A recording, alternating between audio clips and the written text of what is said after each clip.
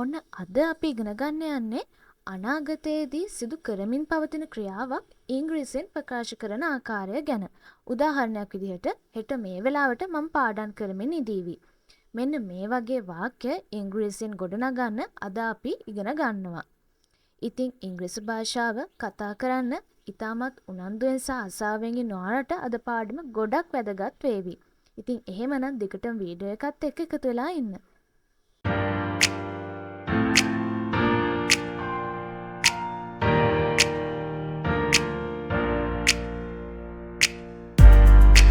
Welcome ටු quick IQ Hub YouTube channel. ඕනම වයසක ඉන්න කෙනෙක්ට ඒජ් ලිමිට් එකක් නැතුව ඉංග්‍රීසි භාෂාව මුලසිට සරලව ඉගෙන ගන්න එකතු වෙන quick IQ Hub YouTube channel එකත් එක්ක. මම ඔයාලටත් කලින් මතක් කරා අද අපි ඉගෙන ගන්න යන්නේ අනාගතයේදී සිදු වෙමින් පවතින ක්‍රියාවක් ඉංග්‍රීසියෙන් ප්‍රකාශ කරන ආකාරය. ඉතින් මේ වාක්‍ය ගොඩනගන්න නම් අපි මුලින්ම ස්ට්‍රක්චර් එක ගැන හොඳ අවබෝධයක් ලබා ගන්න ඕන.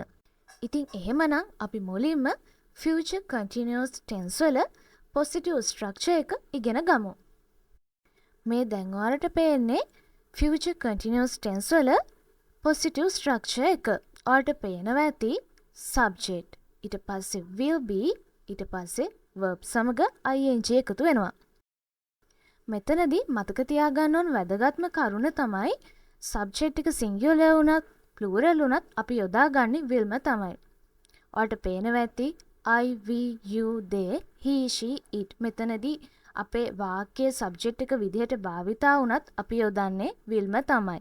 ඒ කියන්නේ subject එක singular වුණත් plural වුණත් will වෙනසක් වෙන්නේ නැහැ. අපි යොදාගන්නේ willම තමයි. ඒ වගේම තමයි මේ structure එක භාවිතා කරලා අනාගතයේ සිදු කරමින් පවතිවි කියන අදහස ගොඩනැගෙන වාක්‍ය අපිට නිර්මාණය කරගන්න පුළුවන්. හරි, මේ ගැන තවත් හොඳ අවබෝධයක් ලබා ගන්න අපි යමු අපේ examples වලට. හරි, අපේ පළවෙනි example එක තමයි she will be reading a book in the evening. ඇය සවස් වරුවේ පොතක් කියවමින් ඉඳීවි.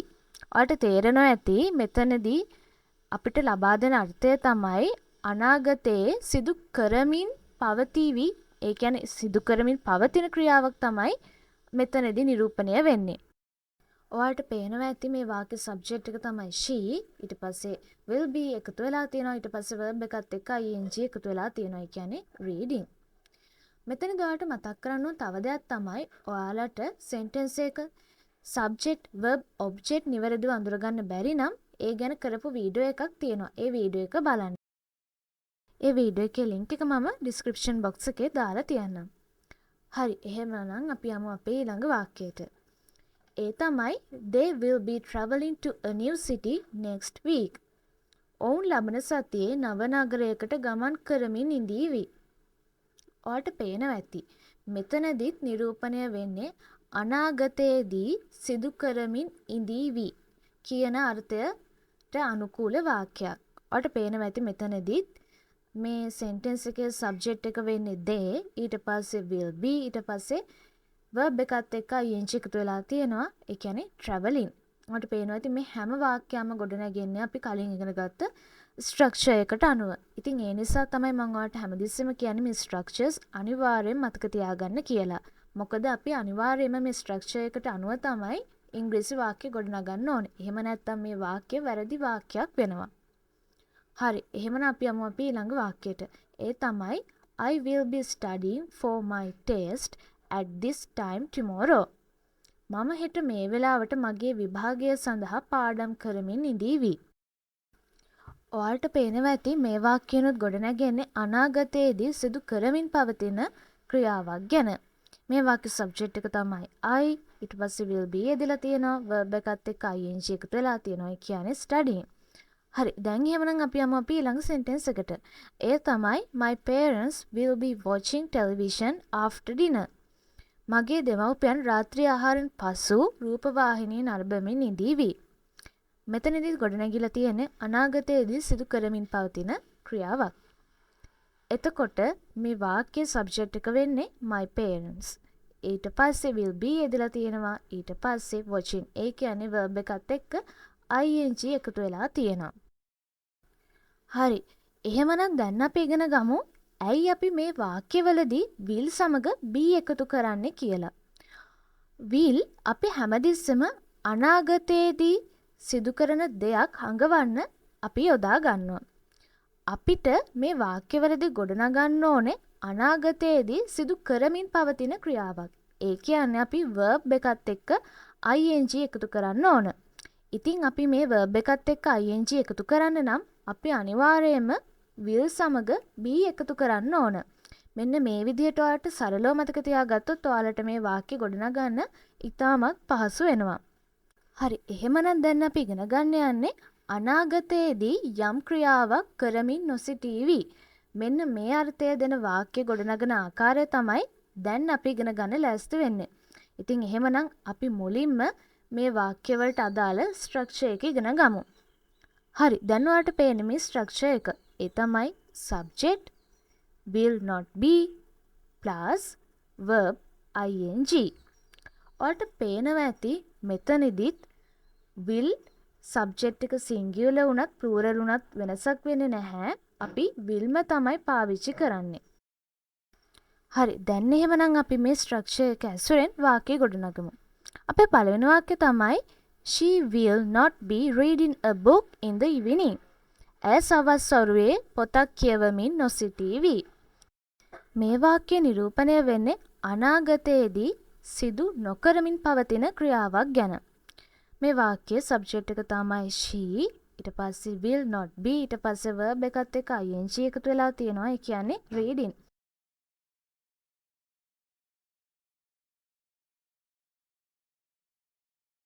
හරි, අපි එහෙනම් යමු අපි ඊළඟ sentence එකට. ඒ තමයි they will not be travelling to a new city next week.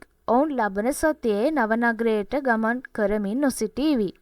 ඔයාලට තේරුණා ඇති මෙතනදිත් නිරූපණය වෙන්නේ අනාගතයේදී සිදු නොකරමින් පවතින ක්‍රියාවක් ගැන. ඔයාලට පේනවා මේ sentence එකේ subject එක තමයි they, ඊට පස්සේ will not be, ඊට පස්සේ verb එකත් එක්ක ing එකතු වෙලා තියෙනවා. ඒ කියන්නේ travelling.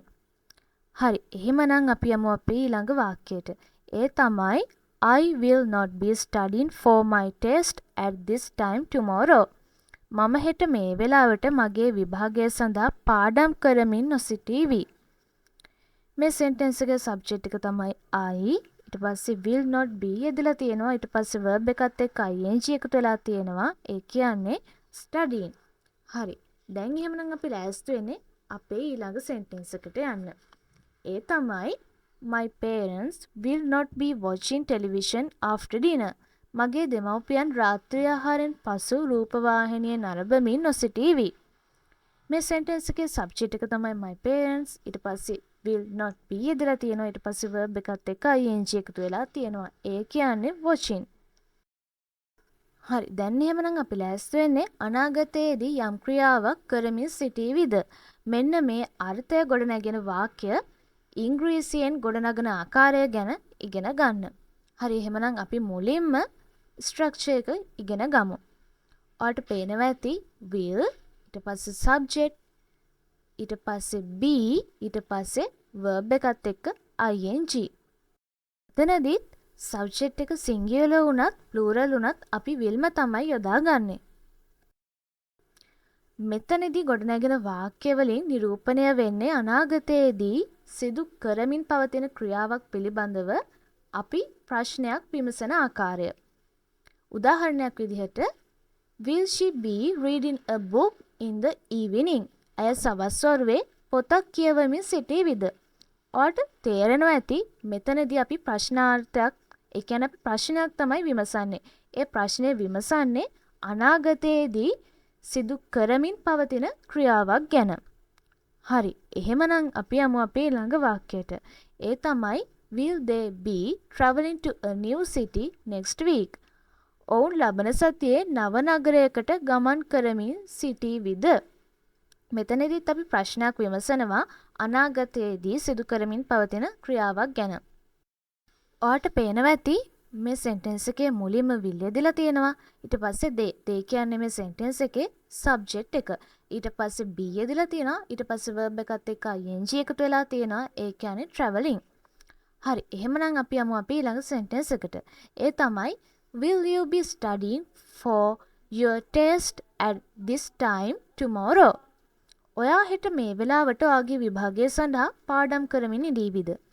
මෙතනදී අහන්නේ ප්‍රශ්නයක්. ඒ ප්‍රශ්නය අහන්නේ අනාගතයේදී සිදු කරමින් පවතින ක්‍රියාවක් ගැන. ඒ වගේම තමයි මේ සෙන්ටෙන්ස් එක දිහා බැලුවොත් මුලින්ම will දෙලා තියෙනවා. ඊට පස්සේ you කියන්නේ මේ සෙන්ටෙන්ස් එකේ subject එක. ඊට පස්සේ be දෙලා තියෙනවා. ඊට පස්සේ study. ඒ කියන්නේ verb එකත් එක්ක ing එකතු වෙලා තියෙනවා. හරි. එහෙමනම් අපි යමු අපේ ඊළඟ සෙන්ටෙන්ස් එකට.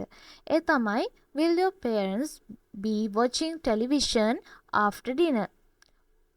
ඔයාගේ දෙමව්පියන් රාත්‍රී ආහාරයෙන් පසු රූපවාහිනිය නරඹමින් සිටීවිද?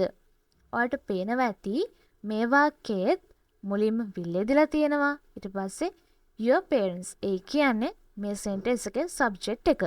ඊට පස්සේ be ඊට පස්සේ verb එකත් එක්ක ing එකතු වෙලා තියෙනවා. ඒ කියන්නේ watching.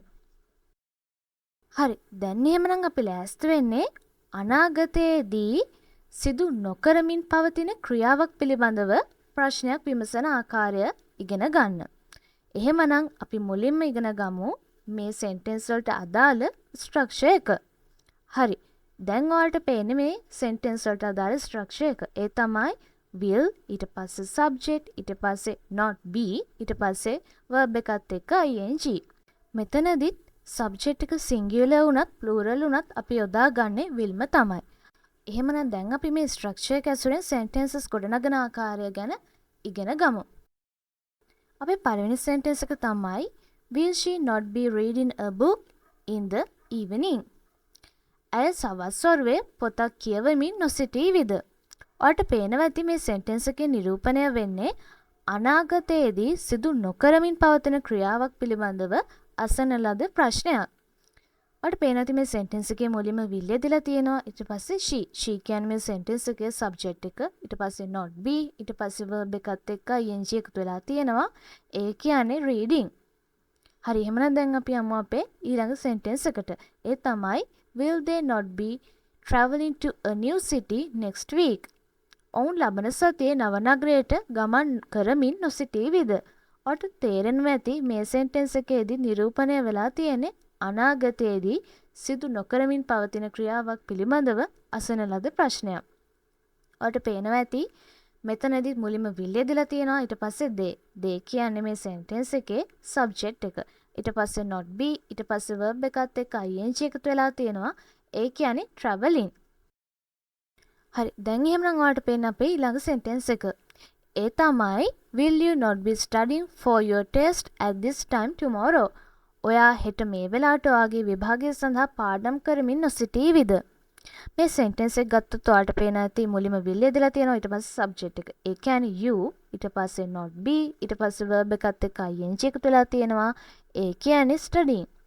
හරි. එහෙමනම් දැන් අපි යමු අපේ ඊළඟ sentence එකට. ඒ තමයි will your parents not be watching television after dinner? ඔයාගේ දෙමව්පියන් රාත්‍රී ආහාරයෙන් පසු රූපවාහිනිය නරඹමින් නොසිටීවිද?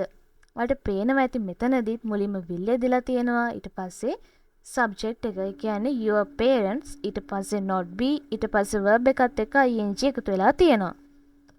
හරි. අදත් අපි ගොඩක් දේවල් ඉගෙන ගත්තා. මම හිතනවා අද පාඩමත් ඔයාලට හොඳට තේරුම් ගන්න පුළුවන් වෙන්න ඇති කියලා. ඔයාලා මේ වීඩියෝ එකට කැමති නම් ලයික් කරන්න. ඒ වගේම ඉංග්‍රීසි භාෂාව මුලින් ඉඳලා සරලව ඉගෙන ගන්න කැමති ඔයාලගේ යාළුවන්ටත් මේ වීඩියෝ එක ෂෙයා කරන්න. ඔයාලා තාමත් Quick IQ Hub YouTube channel එක subscribe කරලා නැත්නම් Quick IQ Hub YouTube channel එක subscribe කරන්නත් අමතක කරන්න එපා. එහෙමනම් අපි තවත් මේ වගේ වැදගත් ඉංග්‍රීසි පාඩමකින් ආයමත් හම්බ වෙමු. Knowledge lies the way to success. Have a nice day.